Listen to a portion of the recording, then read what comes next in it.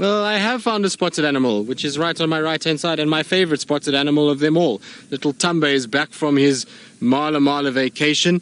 It's a day late, but it doesn't matter. It's still good to see him and see him walking around, and he's heading northwards towards Chitwa camp at the moment, so really nice to see him. Sorry, I'm a bit in the way here, but he's looking absolutely fine. He's a little on the skinnier side. He could do with the meal, but he's absolutely looking wonderful otherwise. So no markings or anything from his jaunt down south. Luckily, nothing caught up with him and caused any issues or anything like that. So super glad to see little Thamba. He's one of my favorite leopards, and so, well, he is my favorite leopard, let's be honest. I spend a lot of time with him and like spending time with him. So really good to catch up with him. I'm going to try and just get round. He's heading kind of towards the airstrip on Chitwa, which will be quite nice if he does head that way. It's difficult because he's angling in different directions, and kind of he goes north and then he goes west and he's going north, but he just kind of popped out on the road, which was quite nice of him actually.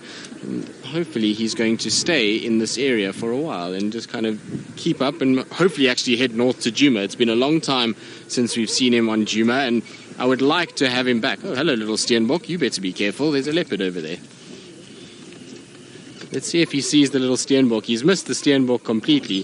There's a Steenbok right to my right. Thamba is still moving north and is completely missed this little antelope that was on my right-hand side, which is very lucky for that Steenbok, because ultimately, if Thamba had seen it, definitely would have gone into stalk mode.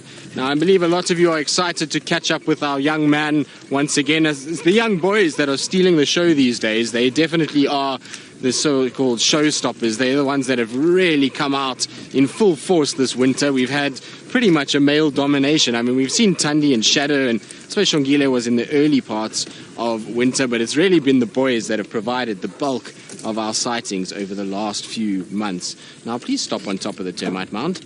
Oh, look at that, and look at the beautiful light as well that he's in. It doesn't get any better than that. His coat is absolutely shimmering in this late afternoon light, and of course he's got those light colored eyes, so you tend to kind of get this gold coat with his blue-green color eye. Is absolutely beautiful. Look at that. Now, looking at him today, and sort of after seeing Hosana yesterday, he's definitely not that much smaller. I mean, Hosana is getting bulky, but Thamba is definitely not much smaller. He's also starting to get a little dewlap that's coming down now. You can see the skin is slowly but surely starting to sag a little bit, but he's still got those big, big ears and big eyes. Come on, go sit on top of your mound. Be a good boy. Yes, he's going to hopefully just sit right over there. Now, the guys are going to go around on my left, so I don't want to block them off. I'm just going to slide forward a little bit so we've got a better view of him.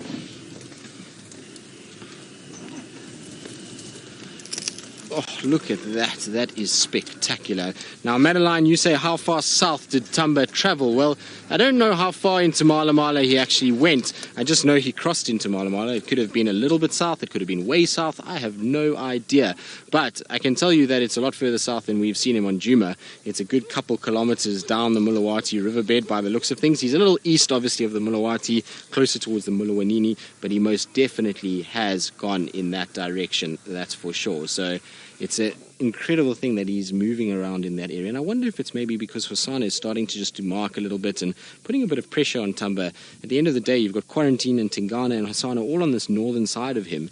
And so it's difficult for him to kind of find and establish himself somewhere there. But it would be nice if he came back to Djuma, because lately we've had very little pressure in and around that Mulawati section, unless, of course, it's his mom that is pressurizing him a lot, because we know she's been a lot in the Mulawati area and has been up and down that section, kind of scent marking and vocalizing, and so maybe she's been putting pressure on him to come southwards, and that's why he's ended up in this area. Also, at the end of the day, he spent a lot of time around the Chitwa camp where there's a lot of prey animals. He's also had success with kind of scavenging of some of the kills that Tingana's made, and so I suppose it makes sense to hang around in this area. There's a lot of prey animals because of the dam and the airstrip that provides perfect habitat for a number of different antelope species. So in the end, I suppose it really isn't the worst place for him to be, but he's going to have to be careful. The predator density around the dam at the moment is high. We know that Tingana was robbed recently, in fact not very far from where we are right now, by the Styx Pride. So the Styx are around, the Birminghams are around, you've got the 3 male leopards, you've got Kuchava, so there's a lot of predator activity all around him, and that's not even counting any of the hyenas either. So I think if I was him, I would move northwards and go and find a little pocket on north of the Mulawati, that's for sure. Of course, I'm being biased because I want him to come that side anyway.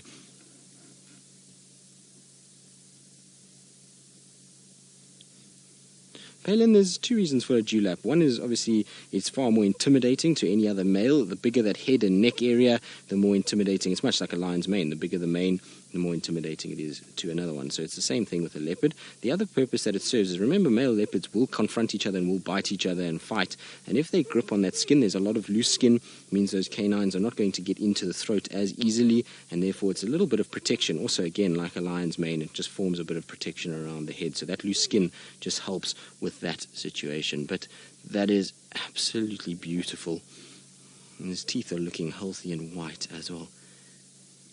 Can't tell me that he's not one of the most stunning looking leopards we've seen in a long time. Well, I say so. I think our two boys are probably two of the most beautiful boys we could possibly wish for. Now, you can see he's not too perturbed by cars. He's going to move off the mound and carry on, and I think he's going to go into quite thick bush. Now, Kirst, I'm sorry, I didn't hear you very well. The comms are not very good down here at Chitwa, so maybe if you can just repeat. Right, now I believe Noel is still at the hyena den and the cubs are out and about and playing, so while we keep up with Thamba, let's go back across to her. Well, he's just walked past the car and it was so nice. He was stopped on top of a little mound next to us, but he's now carried on and is slowly walking north again. He's really putting on a show this afternoon. He's amazing. He's walking right past the car, looking at us, and he's just so chilled. It's so nice to see her. I love spending time with this little guy. He's always so busy as well. Interestingly enough, he has been sniffing around as well. He kind of seems as though he's picking up the scent of maybe another leopard because he's smelling, he's phlegm grimacing. So I wonder if he's not smelling where Tingana was over the last few days, or maybe even Kachava, because we know Kachava's also been walking around here quite a lot recently. So it seems as though that's what he's busy doing. Now, he's going towards another termite mound, so I'm going to just try and kind of move alongside him and go towards that same termite mound, and hopefully he and I will have the same idea. Come on, Thamba, up the mound for us. Be a good boy. There we go. That's perfect. Well done. Look at that. Isn't that wonderful? He's just going to draw a little bit side on with him. Hello, my boy. Isn't he just the cutest little leopard? He's going to be a serious individual later in life, but for now, he's still got that kind of cute cubby look to him. Are you going to lie down right next to us? Come on. Nope, I think he's decided he's going to carry on. There we go, it's going to sit. I'm just going to go forward a little bit because there are some vehicles behind me, so I don't want to get into a situation where they can't see either. So I'm going to just stop right here. Hello, boy.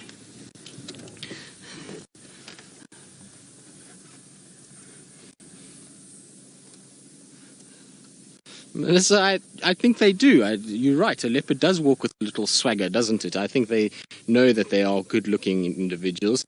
No, I don't know. I suppose cats all have it. If you look at domestic cats, they also have that like kind of little sway of the hips and little bounce in those back legs. I suppose it's just a cat trait. Cats do think they are better than everybody else. You even see it in domestic cats with the things they get up to. So I feel like leopards would be in the same category. They have a bit more of a swagger, though, than maybe something like the lions do, but he is just looking so good. And to be eye level with a leopard at 2-3 meters is just the most insane thing. It's a wonderful experience, and it's something I can't really describe to you. And so between the two boys, I've thoroughly gotten my birthday wishes, that's for sure. I've really thoroughly enjoyed the last couple drives with the two young males of our area. And I'm going to just carry on going forward with them around the mound. So hopefully he'll just stay there for 2 seconds as we loop around here. You're right, buddy. Senzo got a little branch on the shoulder, which does happen from time to time when off-roading. Sorry, Senz. Oh, he got a little fright from the other vehicle starting behind him. I think I'm going to just stop here for now. Just let him calm down again. He got a bit of a fright from the vehicle behind, hit a stump, and he was a bit kind of nervous as to what was going on. So just let him kind of relax again and calm down before we move. Look at this.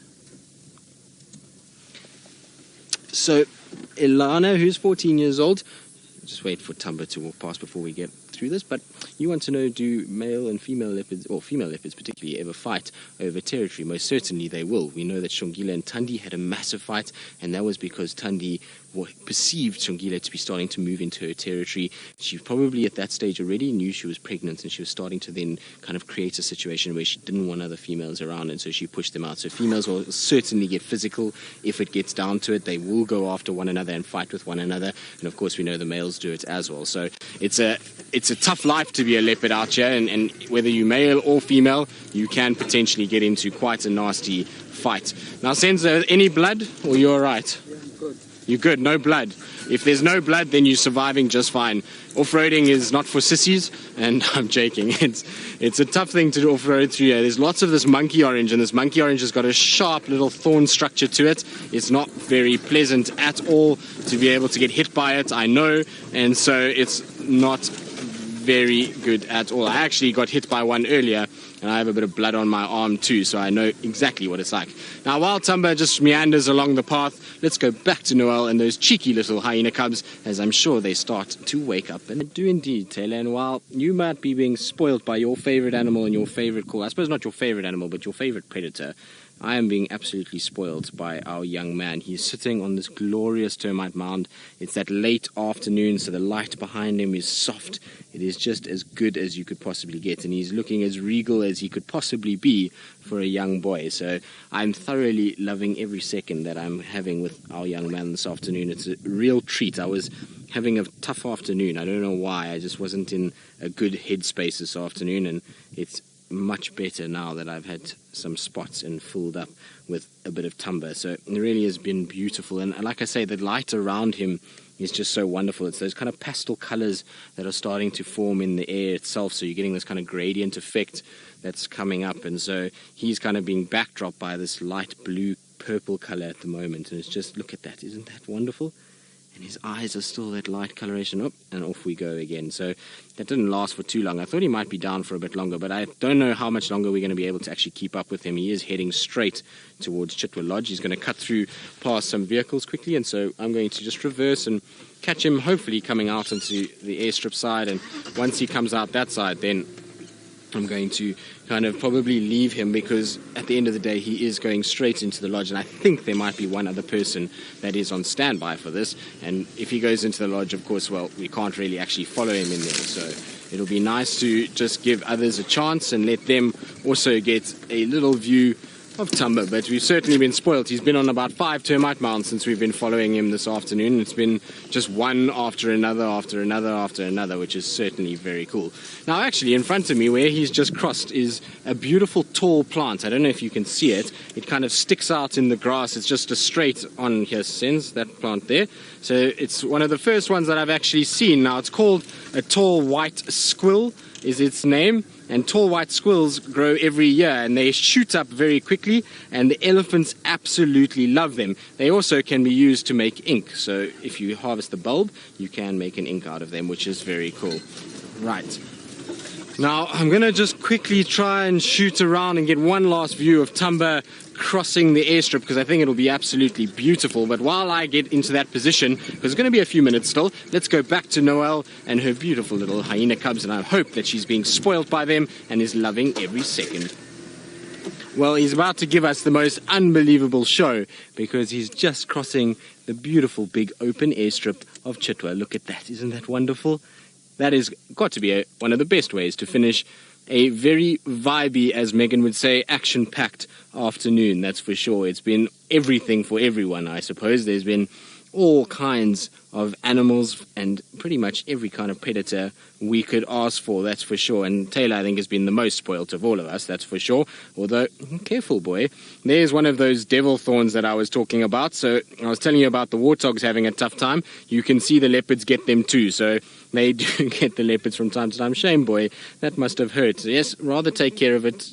Don't let it hurt you. But I've seen this happen to lions. I've seen it happening to warthogs. I've seen it happening to all kinds of different kinds of animals. So it's amazing to see. Now, he is heading straight into Chitwa. We're not going to have him for much longer, unfortunately. I'm just going to position ourselves so we can watch him kind of go down into the camp itself. And so while I kind of get into the right place, which should be over here, because he should come down the road.